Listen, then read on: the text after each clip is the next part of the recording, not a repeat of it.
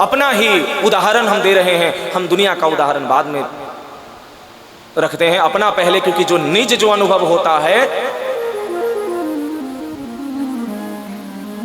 हमने भी एक बार श्रीमद् भागवत कथा का मूल स्वरूप का सिर्फ प्रिया प्रीतम की प्राप्ति के लिए ही, उनकी प्रेम के लिए ही हमने भी पाठ कराए। और ये मंच से मैं कह रहा हूं, ये निज विषय है, पर उसकी फल और कृपा वो नहीं बताऊंगा, पर इतना जरूर कहूंगा कि जो कृपा बरसाई प्रिया प्रीतम ने, वो शायद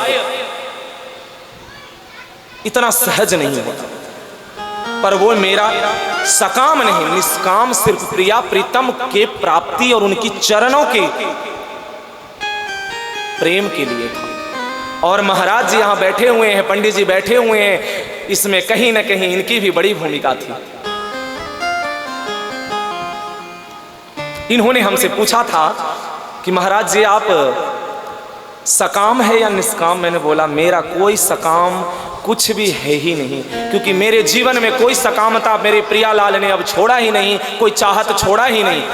जो मिल गया, जो है, जो आएगा, वो दे, वो कराए, वो चलाए, हमारी चाहत नहीं है। हमारी चाहत बस अब एक ही है, वो है कि आपकी चरणों में इतना प्रेम हो जाए, इतना प्रेम हो जाए कि बस आपके सिवा इस संसार में कोई और नजर न रहे।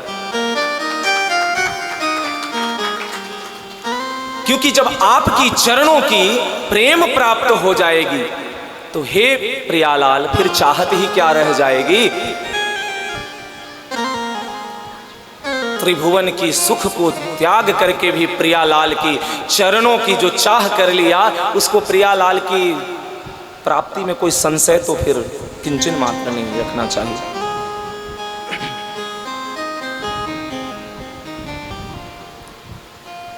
इसीलिए श्रीमद् भागवत कथा का सार अगर समझ में किसी व्यक्ति को नहीं आ रहा हो, और वो ये समझता हो कि अरे हम श्रीमद् भागवत कथा में क्यों जाएं, हमारा रस उपासना अलग है, हमारा उपासना पद्धति अलग है, हम एकांत बैठ करके तो कर लेंगे भजन, एकांत बैठ करके कर लोगे भजन।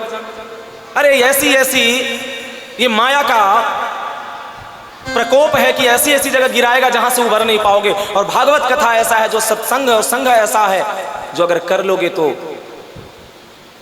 बड़े ही सहज भाव से उस कामनाओं को बड़ी जल्दी नष्ट कर देगा। बड़े बड़े महर्षियों को एकांत में भ्रष्ट कर दिया है, ऐसा नहीं है कि नहीं, और बड़े बड़े गृहस्थों में घिरे हुए परम महाभागवत हो गए। इसीलिए सत्संग करते रहना बहुत जरूरी है, सत्संग सुनते रहना बहुत जरूरी है।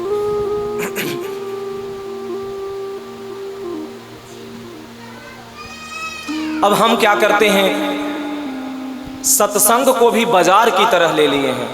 किसका ज्यादा चलता है, किसका कम चलता है। अरे हमारे काम का क्या है, हम ये देख लें, जो हमें प्रेम प्रदान करे, हमारे हृदय में भगवान के प्रति आसक्ति पैदा करे, हम वो सत्संग का श्रवण करें। हमें ये भेद नहीं करना बड़ा है कि छोटा है, कि सत्संग करने वाला है कौन।